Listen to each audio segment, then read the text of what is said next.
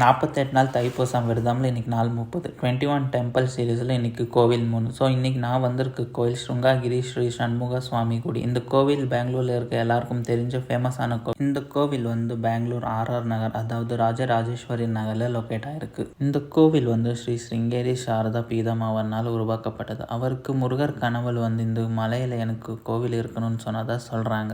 இந்த கோவிலில் நாம் முருகரை பார்க்கணுன்னா 200-300 படி நடந்து போகணும். ஃபர்ஸ்ட் கொஞ்சம் ஸ்டெப்ஸ் ஏறி போனது நமக்கு கணேஷா இருப்பார். அதுக்கப்புறம் இன்னும் கொஞ்சம் மேலே நம்ம சிவன் இருப்பார்.